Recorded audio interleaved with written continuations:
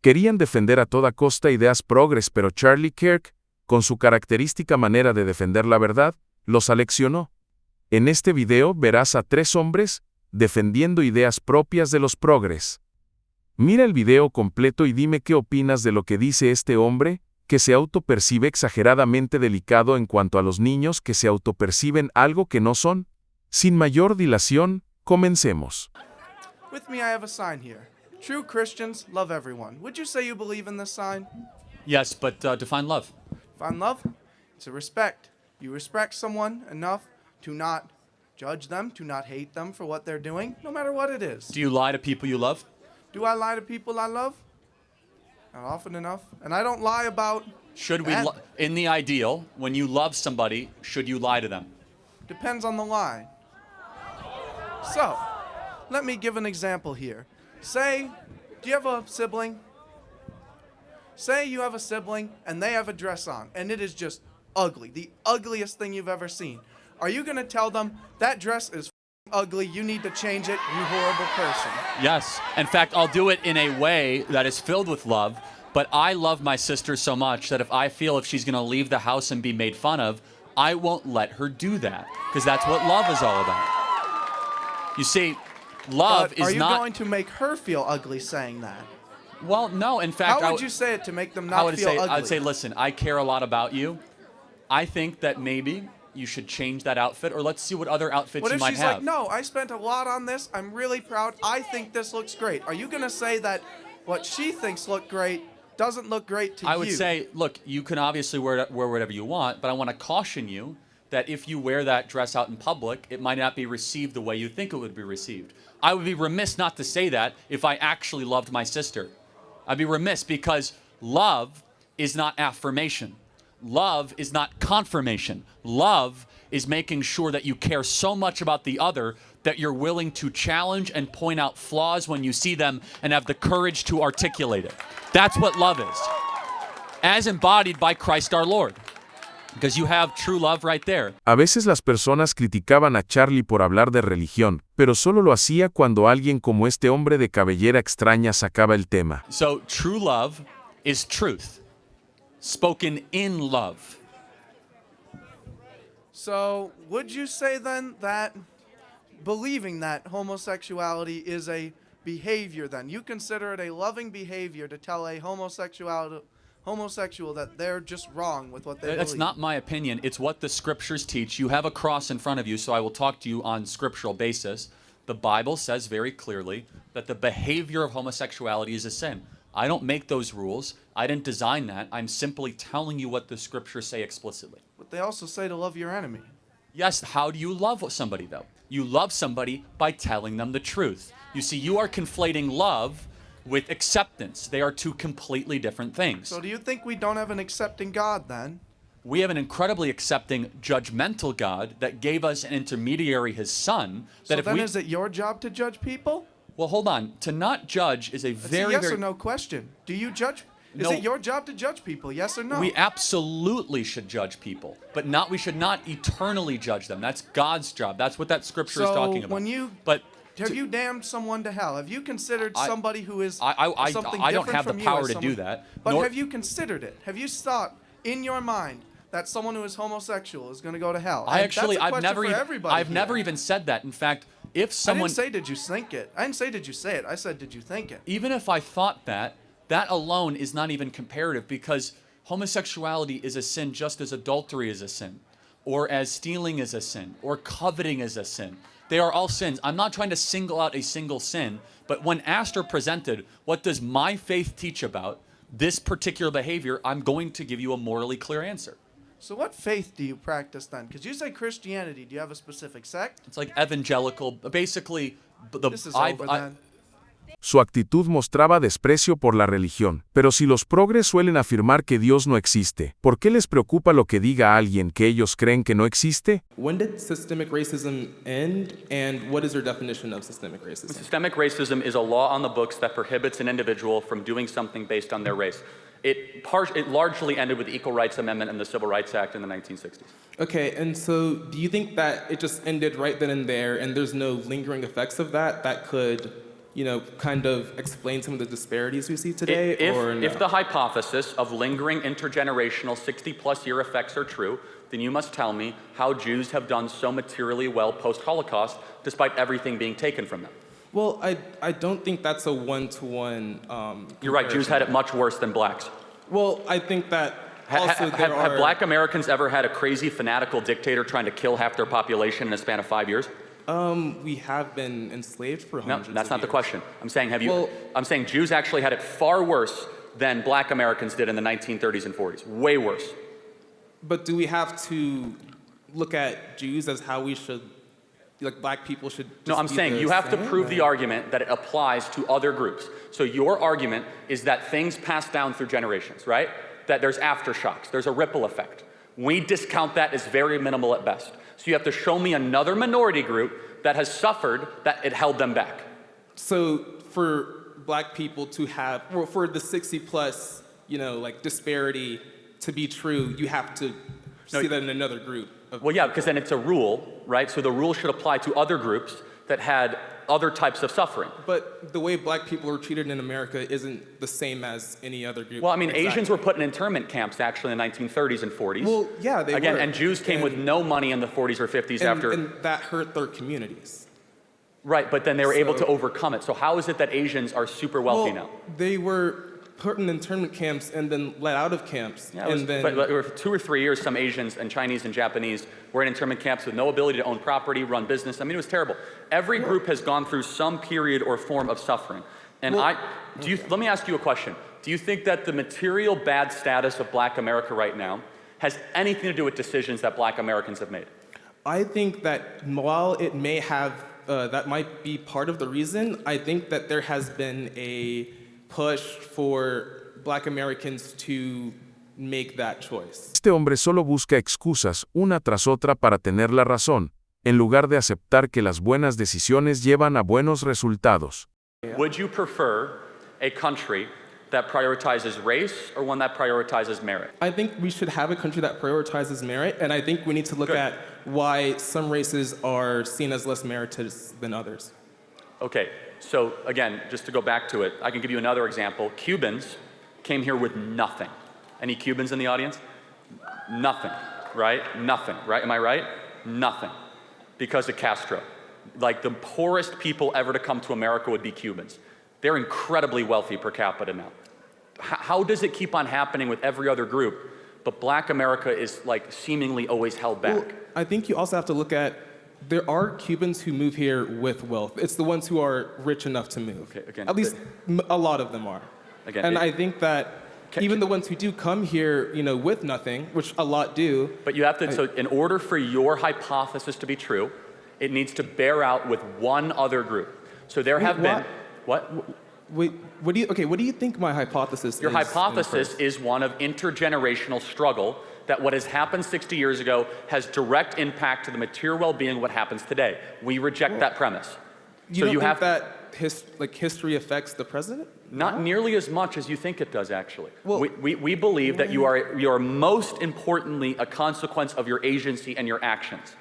Most importantly. And yes, there are historical implications that impact you. Of course they do.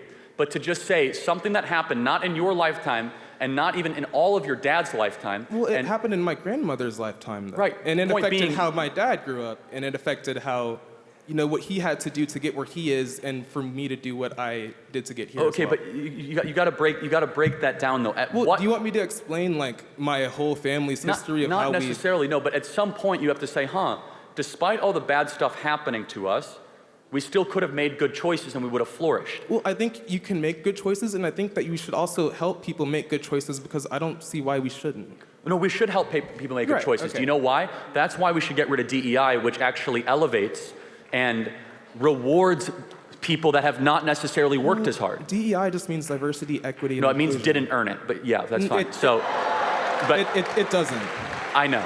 Parece que no entendió el juego de palabras que hizo Kirk sobre el mal llamado DEI, que en otras palabras diría yo que es dividir, excluir e imponer. Well, why would you say that then? Well, because the essence of DEI means didn't earn it. No, it doesn't. It Yes, means it does. diversity, equity, and inclusion. Okay. And I will explain Again. what's wrong with inclusion. What's so evil about that word that you don't like it? Okay, well, in practice, not the word itself, this is a forced corporate program or college program, however you want to put it, that is putting people in positions that have less, I went with this previous guy, it's very simple. You are elevating things that do not matter, that should not be in the matrix of making decisions. DEI isn't just about hiring. It can be research to find, disparities of, diseases against different groups. And it can be like, it's not just race, it's also, disabilities. It's also veterans, that's a group of people that we include here at Texas A&M. So I want to get to the next question, but here's my plea to you and to all of Black America, which is this. You could pick the Salvadorians, the Mexicans, the Iranians, the Persians, the Syrians, the Lebanese. You could pick any country. The ones that have succeeded reject the attitude that you and the prior guy have said. What do you think my attitude is? Again, your attitude is very clear. You are prioritizing the past and de-emphasizing agency in the immediate. I am saying that the past should yeah, but all these have groups, an effect on what we do all now. these other groups do not believe this, and that because when have they you don't. Talked to all of these other groups? Well, again, you can look at their cultural ethos. You can look at how. What? Again, so you cannot find in major Cuban literature in Miami this belief like, well, I'm not able to succeed because they took my farm away and everything's gone in Castro. That's Instead, not what I'm saying, and that's not what anyone who's pushing for DEI no, it is is though, and that's the problem. No, but the vast majority of people I've talked to who support DEI don't say that. Okay, they might not say it, but again, in practice, but I'm saying they don't practice it either. In Black America, it is a dominant worldview, irrefutably, that focuses on past injustices and not future prosperity. Can we agree on that? Well, okay, can you say that again? In Black America, there is an attitude, a worldview, an ethos that is predominantly focused on past injustices, not on future prosperity. Well, I think one, you're simplifying it too much. I think Black Americans see that there has been past injustices, and those past injustices are still here to some extent. Has that today. mindset worked for Black America? Well, what do you mean? I mean, it worked for MLK. I mean, it worked for him. Actually, MLK actually had the exact opposite. MLK would be marching in the streets against DEI, actually. No, he would not be. Well, he said, I don't care about color, I care about content of character. DEI cares about color. DEI is about making an inclusive space for everyone of every background. DEI and wokeness believe that every action is impacted by some systemic injustice and that DEI can fix it. We're not going to agree much. My final plea is this. I just hope Black America stops this victim mentality and embraces a victor mentality. They'll be much better if they do that. Thank you very much. El DEI, lejos de unir, termina creando divisiones y etiquetas que enfrentan a las personas. Además, alimenta la cultura victimista, donde se prefiere culpar al sistema antes que asumir responsabilidad. Ese enfoque debilita el carácter, frena la superación y convierte a la sociedad en un espacio de quejas en lugar de logros. Let me ask you a question. Would it bother you that a company stands to profit a lot of money to get kids to do something they can't reverse? I think it's bad when a company does like anything that is coercive. So in that instance, yes. Okay, but that's the pusher of this stuff, though. Like the Boston Children's Hospital, Nashville. Well, but hold on. The hospitals stand to make a ton of money. This is true. Right? That's how. Okay, so that make you doubt it a little bit? Like we don't have nationalized health care. You want it, I don't. But okay. Yeah. But when I see a big company that is pushing this on kids or stands to benefit from it, then... When you're saying pushing this on kids, can you elaborate a bit on that? Yeah, I mean, for example, they are normalizing through donations to transgender groups that this is okay. Donations from pharmaceutical companies to transgender activist groups saying that this is okay for a 15-year-old to be able to do. So, like, let's find some common ground. Can we at least say, wait till you're 18? I disagree.